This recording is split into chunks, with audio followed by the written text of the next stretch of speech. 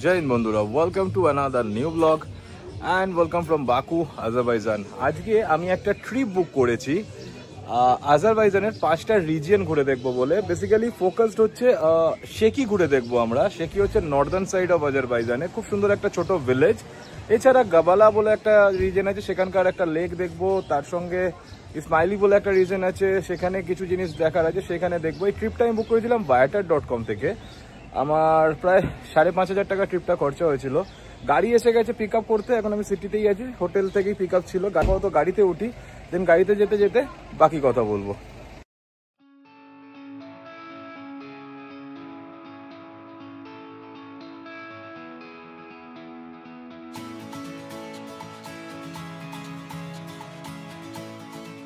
প্রায় 1.5 ঘন্টা ড্রাইভ করে এখন আমরা এসে পৌঁছালাম। এটাকে জুমা মস্ক বলা হয়। এর একটা সিগনিফিকেন্স আছে, লাইক আজারবাইজানে কিন্তু মেজরিটি হচ্ছে শিয়া মুসলিম এবং শিয়া মস্ক, বাট এই জায়গাটা হচ্ছে কিন্তু এটা একটা সুন্নি মস্ক। 743 বিসিতে বানানো মস্ক। এটা একটা অ্যানশিয়েন্ট মস্ক। এখানে একটা ছোট্ট স্টপ আছে আমাদের 20-25 মিনিটের জন্য।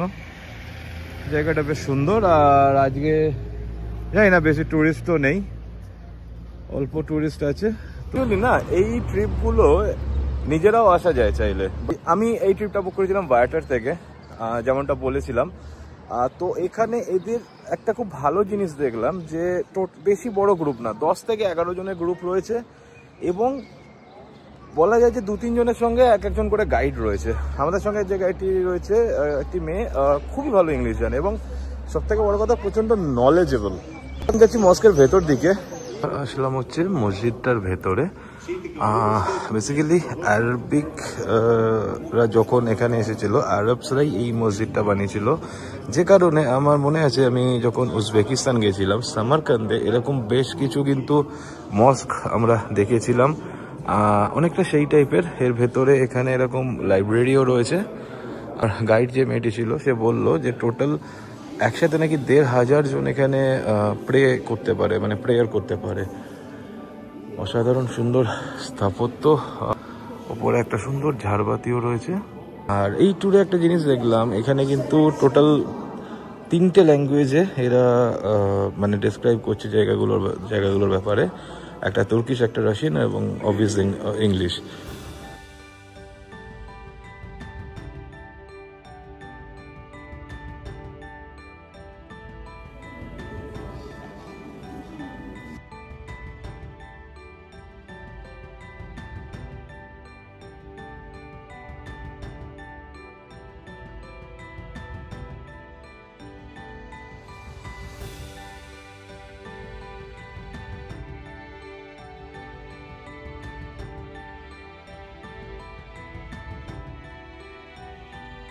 যে মসজিদটায় গেছিলাম জুমা মস্ক, ওটা থেকে বেরিয়ে আমরা এবার আসলাম একটা হ্যাঙ্গিং ব্রিজ দেখতে। সকালে ব্রেকফাস্ট করে বেরোয়নি বলে যে গাইড মেয়েটি ছিল বললো যে এখানে চাইলে হালকা ব্রেকফাস্ট করতে পারো, মানে কুতাব আর কি। এখানে ব্রেকফাস্টের মধ্যে কুতাবটাকে ব্রেকফাস্ট করা হয়। তো যাই হোক, কুতাবটা নিয়ে নিই, দেন তারপর জার্নিটা দেখাই আপনাদের। এখানে না বিভিন্ন ফ্লেভার চা বিক্রি হচ্ছে, মানে রোজ পেটালের সঙ্গে। এগুলো সমস্ত হচ্ছে বিভিন্ন ফ্লেভার। 100 গ্রামের দাম 1 মানাত 2 মানাত এরম করেই। তো এবার যাই হোক, এখান থেকে এবার ব্রিজটার দিকে যাব ধীরে ধীরে। একটা হ্যাঙ্গিং ব্রিজ, নিচ দিয়ে নদী বয়ে চলেছে, সুন্দর একটা পাহাড়ি নদী বয়ে চলেছে। আর এই জায়গাটা হচ্ছে কিন্তু ইসমাইলি রিজিয়নে। তো এরকম একটা হ্যাঙ্গিং ব্রিজ, এই হ্যাঙ্গিং ব্রিজ দিয়ে কিন্তু পার হয়ে যেতে হবে নেক্সট ভিলেজের দিকে। ব্যাপারটা একটু স্ক্যারি, বাট লোকেশনটা কিন্তু মারাত্মক, ফাটাফাটি লোকেশন এটা। তো ভাই ব্রিজ পার করলাম না, কারণ হলো ব্রিজ পারটা করতে গেলে নাকি এখানে 5 মানাত করে পে করতে হয়। মানে 5 মানাত মানে এদের কাছে হয়তো কম, বাট আমাদের কারেন্সিতে কিন্তু 250 টাকা। আর 250 টাকা দিয়ে জাস্ট একটা হ্যাঙ্গিং ব্রিজ পার করাটা আমার মনে হয় না খুব একটা বড় কোনো ব্যাপার। ফটো ভিডিও নিলাম ব্রিজের। এখানে ওই ইসমাইলি রিজিয়ন যেটা, এই রিজিয়নে কিন্তু এখানে খুব সুন্দর সুন্দর কিছু গ্রাম আছে, একদম পিসফুল কোয়াইট নেচার, চারিদিকে সবুজ পাহাড়। আর শীতকালে এই সবুজ পাহাড়গুলোই কিন্তু পুরো বরফে ঢেকে সাদা হয়ে যায়। এইবারে আসলাম হচ্ছে নহুর লেক বলে একটা জায়গা, এটা গাবালার মধ্যে এই জায়গাটা পড়ে, গাবালা রিজিয়নে।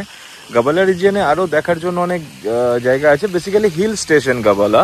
তো আমি যেখানটায় এসেছি, আমি অ্যাকচুয়ালি যে ট্যুরটা বুক করেছিলাম না, এই ট্যুরের মধ্যে 5টা রিজিয়ন কিছু কিছু জায়গা ঘুরিয়ে দেখাবে। পার্টিকুলারলি গাবালাতে আমি যাইনি, মেন ফোকাস এই ট্যুরে হচ্ছে শেকি। তো এখন দাঁড়িয়ে রয়েছি নহুর লেকে। এই নহুর লেক হলো আজারবাইজানের মধ্যে সব থেকে উচ্চতম লেক, পাহাড়ের কোলে একটা সুন্দর লেক, আর একটা অসাধারণ মানে শান্ত পরিবেশ। জাস্ট জায়গাটা দেখলে বুঝতে পারবেন, অসাধারণ একটা শান্ত পরিবেশ। এখানে দূরে ওই সামনে যেটা দেখছেন, এটা একটা রিসর্ট। হাতে যারা টাইম নিয়ে আসবেন না এইসব জায়গায়, এইসব রিসর্টে এসে যদি একটা নাইট স্পেন্ড করেন, দেন মন ভরে যাবে আনন্দে। এত শান্ত, এত নিরিবিলিতে একটা রাত কাটাতে পারলে খুব শান্তি আসবে, মনের একটা শান্তি আসবে। এখানে রেস্টুরেন্ট রয়েছে একটা, এই রেস্টুরেন্টটাতেই আসলাম খাবার খেতে। খাবারের দাম একটু বেশি, ডেফিনেটলি খাবারের দাম এখানে বেশি হবে এরকম একটা জায়গাতে। এখানে ফাউন্টেন রেস্টুরেন্টটাতে বসে আমরা খাচ্ছি, আর সামনে বোটগুলো ঘুরে বেড়াচ্ছে দেখছেন।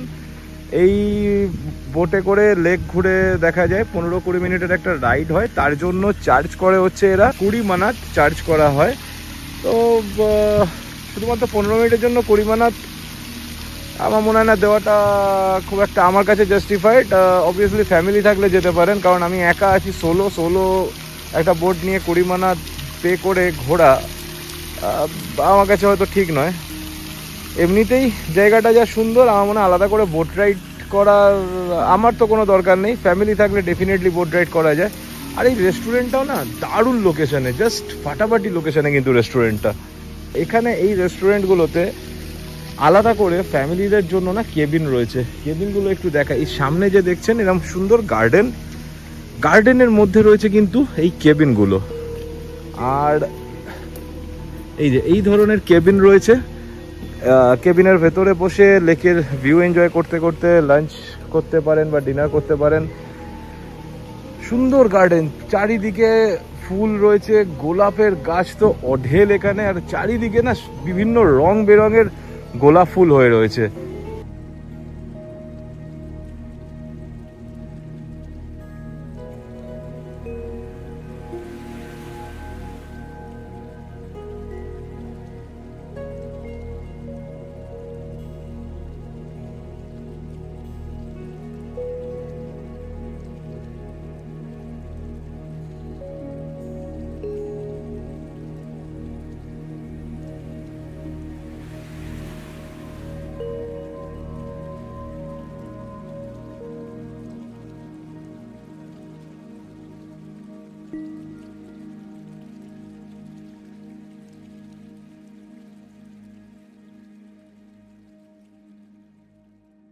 নহুর লেক থেকে বেরিয়ে এবার আমরা আসলাম, আজকে আমাদের জার্নির যে মেন ডেস্টিনেশন ছিল সেটা হলো শেকি।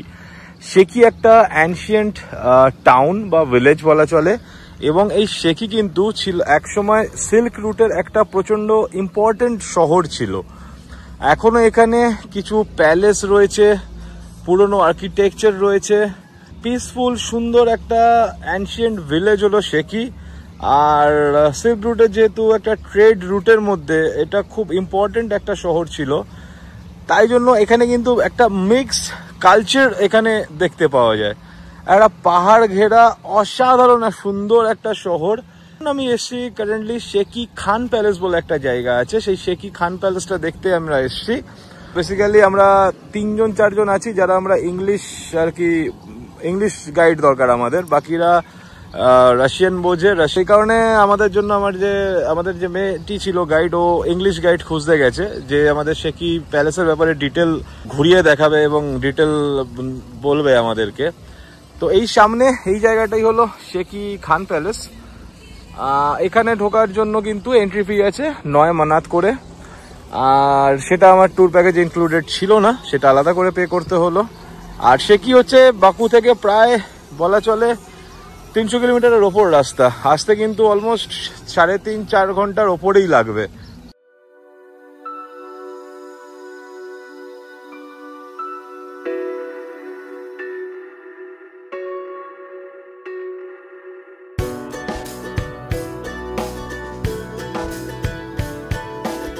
হলো শেকির বিখ্যাত খান প্যালেস। সুন্দর করে সাজানোর জায়গা, আর এখানে না সমস্ত জায়গায় সুন্দর সুন্দর গোলাপের গাছ রয়েছে, গোলাপ ফুল ফুটে রয়েছে। বাট সমস্যা একটাই যে এই খান প্যালেস যে মিউজিয়ামটা আছে এর ভেতরে ভিডিওগ্রাফি অ্যালাউড না, তো বাইরে থেকে ভিডিও করতে হবে। এবং বলাই আছে যে টিকিট কাটার সময়, যেখান থেকে টিকিট কাটলাম আমরা, ওখান থেকেই বলে দিল যে ভেতরে ভিডিও করা যাবে না। বাইরের দৃশ্যটা কিছুটা এরকম। আপাতত ওয়েট করছি আমাদের গাইডের জন্য। ভেতরটা হয়তো ভিডিও বানাতে দিলে আরও সুন্দর লাগতো। অ্যাকচুয়ালি জায়গাটা খুব সুন্দর, পিকচার পারফেক্ট এরিয়া। সব থেকে বড় কথা হলো এই যে পুরো প্যালেসটা রয়েছে না, এর প্যালেসের সামনে এই একটা গাছ রয়েছে, আর এই সাইডে যদি আমি আসি এই একটা গাছ রয়েছে। এরা বলছিল যে প্যালেসটা বেসিক্যালি 1762 সালে বানানো হয়েছে, বাট এই গাছগুলোর গড় আয়ু নাকি 1000 বছর। মানে এই দুটো গাছ কিন্তু 500 বছর পুরনো প্রায়। সো আর ভেতর দিকে যদি বলি না, এই যে সামনে যে জানলাগুলো দেখছেন, এই জানলাগুলো ও দেখালো যে ওই জানলারই মডেল এক রকমের। এইগুলো সমস্ত কিছু কিন্তু কাঁচগুলোকে ফিক্স করে বানানো, এবং এই কাঁচগুলো নাকি তখনকার দিনে ভেনিস থেকে আনা হয়েছিল। বাট কোনো রকম আঠা নয়, কোনো রকম পেরেক নয়, আঠা পেরেক ছাড়া জাস্ট স্ট্রাকচার গুলোই ছিল এরকম, সেইভাবে এরা তৈরি করেছে। ভেতরে ফটোগ্রাফি ভিডিওগ্রাফি করতে দিলে খুব ভালো লাগলো। ভেতরটা অনেক সুন্দর, অসাধারণ জায়গা, বাট ভেতরে ফটো ভিডিও তো অ্যালাউড নয়, তাই জন্য ফটো ভিডিও করতে পারলাম না। কিন্তু শেকিতে আসলে Khan palace must visit place, 9 manat charge যেখানে ঢোকার গাইড সমেত। বাট ঠিক আছে, ইটস ওর্থ, এখানে আসা যায়। খুব সুন্দর জায়গাটা। কিন্তু ভেতরে যে জানলাগুলো রয়েছে সেগুলোকে ঠিক এইরকম ভাবে কিন্তু ফিক্স করা হয়েছে, কোনো গ্লু না, কোনো আঠা না, কিছু না, এবং কোনো পেরেকও ইউজ করা হয়নি কিন্তু এই পুরো প্যালেসটা বানানোর সময়। এবং 51 pieces are there. Yes, only this. And no nails also. No nails, no glue. Wow. 1762 সালে তৈরি হওয়া প্যালেস, বাট তখনকারও টেকনোলজি কত উন্নত ছিল। আচ্ছা, এইবার আমরা আসলাম কিন্তু এখানকার আর্ট গ্যালারিতে। আর্ট গ্যালারি থেকে এই যে গাছটা তখন বাইরে দেখাচ্ছিলাম না, যে বললাম 1000 বছর অবধি যে গাছটার আয়ু, এখান থেকে একটা সুন্দর ভিউ পাওয়া যাচ্ছে এই গাছটার। আর সামনে এটাই প্যালেস, অ্যাকচুয়ালি এটা খান প্যালেস এটাই। আমরা সাইডে আসলাম আর্ট গ্যালারিটাতে। একটা সুন্দর বাগান মতো রয়েছে, চারিদিকে বিভিন্ন সুভেনিয়ার শপ রয়েছে, রেস্টুরেন্টও এখানে রয়েছে। এটা একটা সুভেনিয়ার শপ, সুন্দর করে এরকম দেওয়ালে লাগানো রয়েছে। এখান থেকে চাইলে কেনাও যায়, কিন্তু ডেফিনেটলি দাম তো বেশি হবেই। আচ্ছা, এখানে কিন্তু হ্যান্ডমেড সুভেনিয়ার বানানো হয়। এই আপনি চাইলে সামনেই এরা বানিয়ে দেবে এবং সেটা কিনতে পারেন, বাট হ্যাঁ ডেফিনেটলি দাম বেশি হবে এখানে, জানা কথা। এটা একটা ওয়ার্কশপ সুভেনিয়ারের।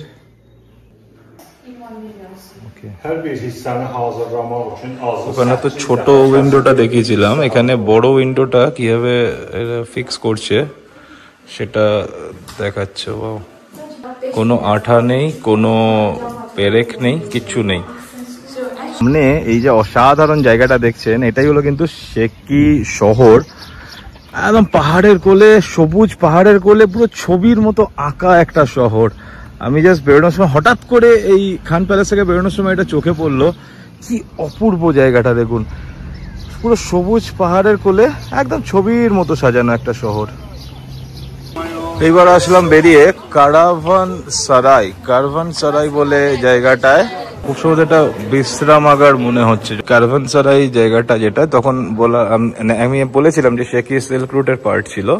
তো তখনকার দিনে পান্থনিবাস যেটা আমরা বাংলায় বলি, সেরকমই ব্যাপারটা হলো কিন্তু এই কারভানসারাই বিশ্রামাগার ছিল। এবং এই যে ওপরে দোতলায় সমস্ত এইগুলো আগে থাকার ঘর ছিল, এখন এইগুলো এটা একটা প্রপার হোটেল হয়ে গেছে।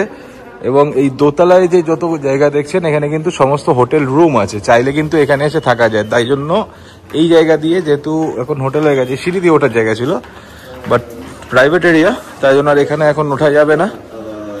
ভেতরে এরকম কিছু দৃশ্য আছে, এই জায়গাটা ঘুরে দেখা যেতে পারে। দোতলাটা কিন্তু পুরোটা হচ্ছে হোটেল অ্যান্ড রিসর্ট। নিচতলাটা টুরিস্টদের জন্য খোলা রয়েছে। এই জায়গাটার ভেতরে বাইরে ওপেন এয়ারটা, এখানে এখন বেশ গরম রয়েছে, ঠিক আছে। এইখানে এই রেস্টুরেন্টটাতে ঢুকলাম, রেস্টুরেন্টটাতে ঢুকে না এখানে হঠাৎ করে একটা মারাত্মক পরিমাণে ঠান্ডা লাগলো। আমি আমার যে গাইড আছে ওকে জিজ্ঞেস করলাম যে এখানে কি এসি, তারপর এটাও ভাবলাম যে এসি কি করে হবে, কারণ চারিদিক খোলা, এই সাইডে খোলা, ভেতরের মানে যে রক ফরমেশন গুলো না, যে পাথর দিয়ে বানানো হয়েছে, ভেতরটা মানে আসলে বোঝানো যাবে ভয়ঙ্কর পরিমাণে ঠান্ডা ভেতরে। আর আসলে এখানে কিন্তু এরকম বসে, এইরকম জায়গায় বসে এখানে মিল এনজয় করতে পারেন। এখানে বেসিক্যালি টি কফি এনজয় করতে পারবেন। Inside there is something wow, just look at the view. এখানে কিন্তু সমস্ত জায়গাতেই না এরকম ওই কাঁচগুলো দিয়ে কিন্তু জানলা বানানো হয়েছে। এই রেস্টুরেন্টটাতে বসে কফি খেলাম একটু, আর না সেই পুরোনো জামানার যেরকম বিশ্রাম নেওয়ার জন্য বসার জায়গা সেরকমই রয়েছে এখানে। এরকম সুন্দর একটা রাজকীয় বসার জায়গা রয়েছে। আগেকার দিনে সিল্ক রুটের যারা ট্রেডাররা যারা ছিল তারা বিশ্রাম নেওয়ার জন্য এই জায়গাটায় আসতো, রেস্ট নেওয়ার জন্য। আর সামনে এখানটা টোটালটা হচ্ছে কিন্তু রেস্টুরেন্ট আর হোটেল। তো এখান থেকে বেরিয়ে এখন আমাদের হাতে টাইম আছে, একটু শেকি শহরটাকে ঘুরে দেখবো, হাঁটবো একটু এর মধ্যে দিয়ে। শেকি আসলে কিন্তু না একদিন এখানে থাকা মাস্ট। ডে ট্রিপে হয়তো অতটা ভালোভাবেও শেকি বোঝা যাবে না বা চেনা যাবে না, কিন্তু একদিন থাকলে জায়গাটা ফিল করতে পারবে না। অ্যাকচুয়ালি এটা খুব সুন্দর জায়গা। এইবার আসলাম ক্যারাভানসারাই যে হোটেলটা, তার গার্ডেনের দিকে।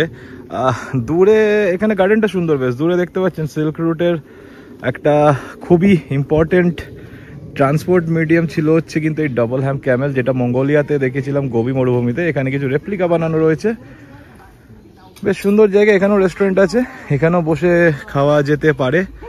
আর গোলাপ ফুলের বাগান তো এদিকে সমস্ত জায়গায় রয়েছে। তো এইগুলো হলো এখানে হোটেল রুম থাকার জন্য, এরকম রুম আছে। ডেফিনেটলি এক্সপেন্সিভ, কারণ পুরনো আর্কিটেকচার এবং কাইন্ড অফ হেরিটেজ রিসর্ট বলা চলে এগুলোকে। আচ্ছা, ওই পান্থনিবাস থেকে বেরিয়ে এইবার আসলাম একটু এখানকার স্ট্রিট ঘুরে দেখার জন্য। বিভিন্ন রকম সুভেনিয়ার বিক্রি হচ্ছে, যেহেতু টুরিস্ট এরিয়া প্রপার, তো বিভিন্ন রকম সুভেনিয়ার পাওয়া যাচ্ছে। যদিও আমি কিছু সুভেনিয়ার্স অলরেডি নিয়ে নিয়েছি, তো আলাদা করে আর আমার কিছু নেওয়ার নেই তেমন ভাবে।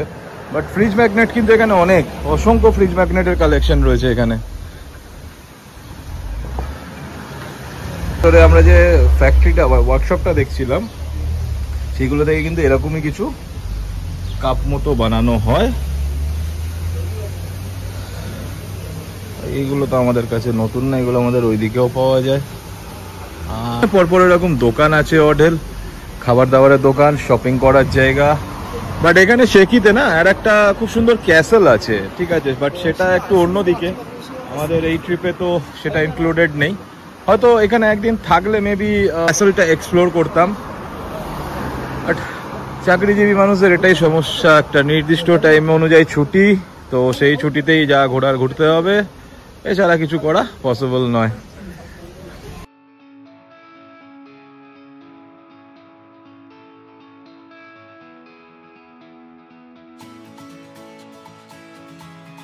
মানে একদম না, খুব সত্যি কথা, এক ফোঁটাও ইচ্ছা করছে না এখান থেকে চলে যেতে।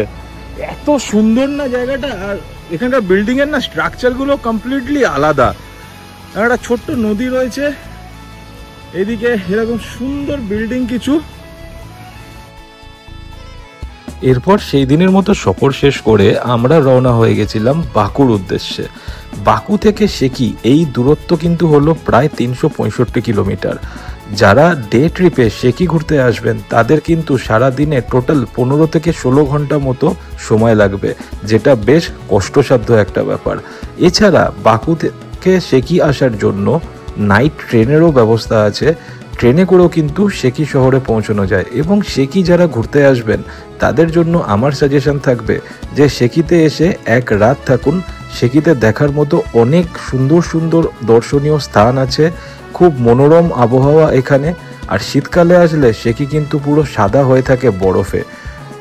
এই ভিডিও এখানে শেষ করছি, দেখা হবে পরের ভিডিওতে। ভিডিও কেমন লাগলো কমেন্ট করে নিশ্চয়ই জানাবেন। চ্যানেলে নতুন হলে চ্যানেল সাবস্ক্রাইব করবেন। সুস্থ থাকবেন, ভালো থাকবেন। জয় হিন্দ, জয় ভারত।